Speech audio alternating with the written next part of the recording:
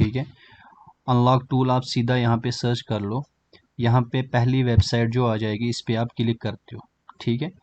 तो यहाँ पे देख लो आप, यहाँ पे नीचे जब जाओगे ना, यहाँ पे आपको सेटअप मिलता है गूगल ड्राइव का भी, मीडिया फायर जो भी है, ठीक है। यहाँ पे जो भी आप डाउनलोड करना चाहते हो कर लो, ठीक है। उसके बाद दूसरी बात कहाँ पे आ जाती है, उसको हमें कैसे चलाना है। आप यहाँ पे जब क्लिक करते हो, यहाँ पे सारा खेल किसका होता है, आपने यूज़र नेम लगाना है। जैसे मैं GOOGLECHACHA, ये यूज़र नेम है, इसी से लॉगिन होता है, इस यूज़र नेम से, ठीक है। ये हमें चाहिए होता है टूल में, और ये पासवर्ड। अब ये जो ईमेल इन्होंने दी है, जैसे मैं लगाता हूँ RAYESRUH, ठीक है, @gmail.com, ठीक है। तो ये मैंने लगा लिया। ये इसलिए होता है, ये जीमेल इसलिए होता है, अगर ये पासवर्ड अनलॉक टूल का पासवर्ड हम कभी भूल जाते हैं तो वहाँ पे आपको मैं अच्छे से बता दूंगा। जैसे मैंने ये अनलॉक टूल ओपन किया है, ठीक है, इसको मैं ओपन कर रहा हूँ, आपको यहाँ पे सारा कुछ समझ आ जाएगा अच्छे से, ठीक है। मैं इस वीडियो में थोड़ी सी लंबी हो जाएगी, पर अगर आपको जानकारी चाहिए सारी तो फिर देख लेना, ठीक है। देखो, जैसे मैंने ये यूज़र नेम रखा है, ठीक है, रेशु शेख। ये पासवर्ड अगर मैं भूल जाता, देखो जब हम यहाँ पे क्लिक नहीं ना करके रखते फिर लॉगिन करेंगे तो ये पासवर्ड सेव नहीं रहता। तो यहाँ पे क्लिक करके रखेंगे ना तो फिर लॉगिन करेंगे, ये पासवर्ड सेव रहता है। तो फिर कभी भूल जाते हैं, हम फॉर्मेट करते हैं, कुछ करते हैं तो पासवर्ड हट जाता है, फिर भूल जाते हैं, तो यहाँ पे हम रिसेट पासवर्ड करते हैं। रिसेट पासवर्ड जब यहाँ पे कर लोगे आप, तो आपका ये जो जीमेल है, ये जो आपने यहाँ पे लगाई होगी, तो ये फ़ोन के अंदर या लैपटॉप के अंदर लॉगिन होनी चाहिए। फिर इनबॉक्स में आपको लिंक आ जाएगा, वहाँ पे आप रिसेट पासवर्ड कर सकते हो। तो यहाँ पे पासवर्ड कोई भी लगा लो आप, ठीक है, कोई भी पासवर्ड लगा लो। उसके बाद यहाँ पे क्लिक करके यहाँ पे फिर वही पासवर्ड लगाना है जो आपने ऊपर लगाया हुआ, ठीक है। उसके बाद यहाँ पे क्रिएट अकाउंट पे क्लिक किया। जब ये यहाँ पे अकाउंट बन गया, उसके बाद आप किसी को भी बोलो हमें एक्टिवेशन चाहिए अनलॉक टूल की, क्योंकि आपने ऑलरेडी यहाँ पे किया होगा ना। तो फिर आपको खाली क्या देना है, क्या नाम है, ये यूज़र नेम या जीमेल, ठीक। तो उस ये पासवर्ड आपको नहीं देना। ऐसे आप क्या क्या देते हो, जब भी आपको या मेरे से लेते हो या किसी से लेते हो, आप यूज़र नेम खुद बनाते हो, ठीक है। उसके बाद जीमेल सेंड करते हो, उसके बाद पासवर्ड जो रखना चाहते हो वो भी, ठीक है। 3 चीज़ें। वैसे आपको 2 ही चीज़ें आपको सेंड करनी पड़ेंगी, क्योंकि आपको खाली एक्टिवेशन चाहिए। तो ये 3 महीने के लिए भी मिलता है, 6 महीने के लिए भी मिलता है, और 1 साल के लिए भी मिलता है। किसी से भी ले सकते हो, मैं ये नहीं बोलता मेरे से। अगर हाँ मेरे से लेना चाहते हो, नीचे लिंक है इंस्टा की, वहाँ पे जाओ, मेरे से बात कर लो, मैं दे दूंगा, ठीक है। तो अब यहाँ पे मैंने सारा किस्सा आपको बता दिया, ठीक है ना।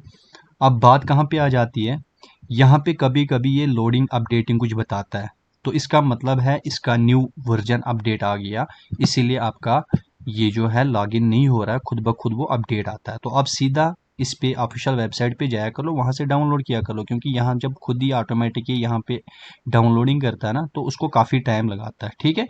आपने यहाँ पे ये किया ना, इसने बता दिया ये लेटेस्ट वर्जन है, अब ये लॉगिन हो जाएगा। इस पे अगर दूसरे पीसी में आप लॉगिन करते हो, लॉगिन कर लो, तो बस जब भी आप क्लोज कर लोगे ये दोबारा फिर पासवर्ड मांगेगा। अगर इस पे क्लिक करके रखते हो, उसके बाद लॉगिन कर लो, तो पासवर्ड हमेशा आपके पीसी में रहेगा जब तक आप फॉर्मेट नहीं करते। आप टूल को डिलीट कर लो, जो मर्जी कर लो, दोबारा जब टूल ओपन कर लोगे, इसमें यूज़र नेम और पासवर्ड वहाँ का वहीं होगा, ठीक है। ये छोटी सी इंफॉर्मेशन थी जो न्यू यूज़र है उनके लिए। अब जिनके पास ये अनलॉक टूल है तो वो सोचते हैं हमें पूरा चलाना नहीं आता। जैसे पिछले दिनों में मुझे एक दोस्त बता रहे थे, उन्होंने मेरे से अनलॉक टूल लिया था, वो बोल रहे थे हमें क्या करना है, हमें फुल इंफॉर्मेशन चाहिए अनलॉक टूल की, ठीक है। मैं बताता हूँ, कोशिश कर लूँगा मैं बताने की सारा कुछ, ठीक है। सबसे पहले हम चलते हैं ओप्पो पे, ठीक है। ओप्पो पे क्या कि आप अगर कोई फ़ोन हार्ड रीसेट होता है, हो जाते हैं ना आजकल ओप्पो रियलमी के, तो FRP एंड्रॉयड 11 में फंस जाता है। वैसे वो भी बहुत आसान है, मैंने वीडियो बनाई हुई है, नहीं देखी है तो देख लेना, बिल्कुल आसान है। तो आप एक ही क्लिक से, आपके पास टाइम नहीं है, एक ही क्लिक से करना चाहते हो, तो यहाँ पे वो मॉडल नंबर सिलेक्ट कर लो, ठीक है। अब मैं आपको 2 चीज़ें बता दूंगा, कोई भी ब्रांड हो यहाँ पे, इसमें सारा किस्सा कहाँ पे होता है, CPU पे। ठीक है।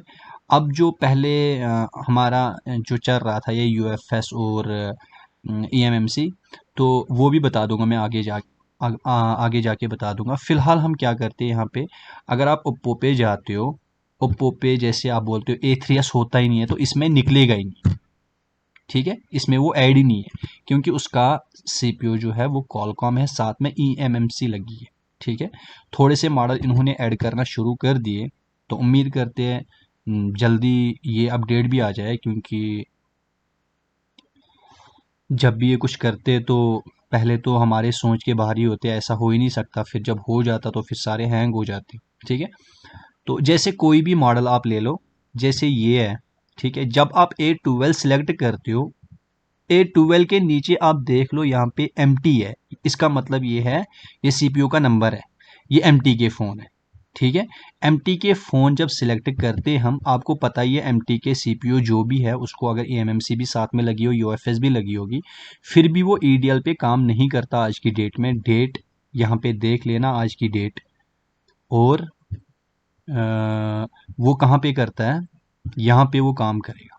ठीक है, बेटा पे वो काम करता है। ठीक है, यहाँ पे इसने सेव फॉर्मेट बता दिया। सेव फॉर्मेट आप कर सकते हो, जैसे आप फ़ोन को स्विच ऑफ करते हो या तीनों वॉल्यूम दबा के रख के पहले इस पे क्लिक कर लो आप, उसके बाद तीनों वॉल्यूम दबा के रखो, यूएसबी इन कर लो, तो काम होना स्टार्ट कर लेगा। ठीक है, यूएसबी ड्राइवर हमारे पास होने चाहिए, अगर आपके पास नहीं है, यहाँ पे आपको यूएसबी ड्राइवर मिल जाते। ठीक है, यहाँ पे आपको मिल जाते।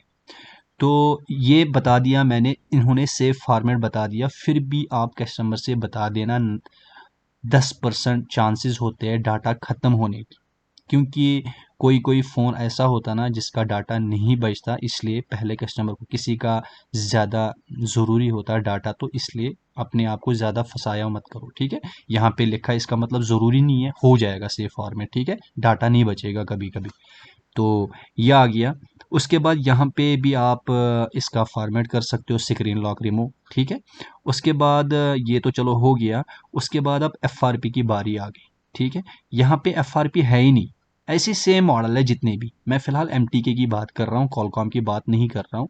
देखो यहाँ पे अभी एफआरपी है ही नहीं, तो एफआरपी हम कैसे निकालेंगे। अब यहाँ पे देखिए आप, यहाँ पे जाओ मीडिया टेक पे, ये यहाँ पे वीवो के नीचे आप देख लो मीडिया टेक है ना, इस पे जब हम क्लिक करते हैं, उसके बाद अब यहाँ पे देख लो इरेज एफआरपी है ना, इस पे हमने सीधा ही क्लिक करना, कोई ब्रांड सेलेक्ट नहीं करना, कुछ भी नहीं करना, सीधा क्लिक कर लो। यहाँ पे स्विच ऑफ होना चाहिए फ़ोन, दोनों वॉल्यूम दबा के यूएसबी इन कर लो, बस काम खत्म। इस मीडिया टेक में ऑल इन वन आते हैं, Oppo, Vivo, Realme, Samsung. FRP जो मर्जी एंड्रॉयड वर्जन आजकल 11 चल रहा है ना, ठीक है, और एम आई का फ़ोन हो, उसका MIUI 12.5.2 ऐसा कुछ है ना, वो भी हो जाएगा। ठीक है, इसमें सारा कुछ एफआरपी की गेम सारा यहाँ पे ही है। मैं आपको समझाता हूँ। आपके पास सैमसंग फ़ोन है, लेटेस्ट फ़ोन है, A12 है, और कोई है, जो मर्जी हो। ठीक है, MT के CPU होना चाहिए, क्योंकि यहाँ पे मीडिया टेक की बात चल रही है, यहाँ पे देख लेना आप। ठीक है, मीडिया टेक की बात चल रही है यहाँ पे। उसकी एफआरपी हो, आपको कुछ भी नहीं करना, फ़ोन खोलना नहीं है, चाहे वो सैमसंग हो, MI हो, नोकिया हो, LG हो, लिनोवो, हवाई, ओप्पो, वीवो, उस एंड्रॉयड कोई भी सीपीयू उसका क्या नाम है इसका MT के होना चाहिए, यहाँ पे आप काम कर सकते हो। ठीक है, एफआरपी होगी ना, एफआरपी यहाँ से इरेज एफआरपी पे क्लिक कर लो। अगर हाँ, जैसे ओप्पो, वीवो, रियलमी, बाकी सारे ब्रांड जितने भी हैं, उनको दोनों वॉल्यूम दबा के रख के, उसकी जैसे यहाँ पे क्लिक किया आपने, उसके बाद आप दोनों वॉल्यूम दबा के यूएसबी लगाओगे, एफआरपी ख़त्म। बस सैमसंग एक फ़ोन है जिसमें आपको दोनों वॉल्यूम नहीं दबाने, उसमें एक ही वॉल्यूम दबाना है, वो कौन सा है, वॉल्यूम डाउन। अगर आप दोनों वॉल्यूम दबा के रखोगे, यूएसबी इन कर लोगे, वो डाउनलोडिंग मोड पे आ जाएगा। खाली सैमसंग फ़ोन है, सैमसंग ब्रांड है, जो MT के CPU है, उसको आपने खाली वॉल्यूम डाउन दबा के रखना, उसके बाद यूएसबी इन करनी। आप, मैं उम्मीद करता हूँ आप थोड़ा बहुत समझ गए होंगे। अगर और भी कुछ कहीं पे मैं मतलब भूल जाऊँगा कुछ बोलना, या मुझे नहीं पता होगा, तो प्लीज़ मुझे कमेंट करके आप बता सकते हो। ठीक है, अब यहाँ पे देखो, अभी यहाँ पे चाहे आप मॉडल नंबर, यहाँ पे ब्रांड पहले सिलेक्ट कर लो, उसके बाद मॉडल नंबर सिलेक्ट कर लो, या सीधा आप MT के अगर होगा कोई भी फ़ोन हो, आप यहाँ से आप कर सकते हो। जैसे आपको मैं बताता हूँ यहाँ पे कितना कर सकते हो आप।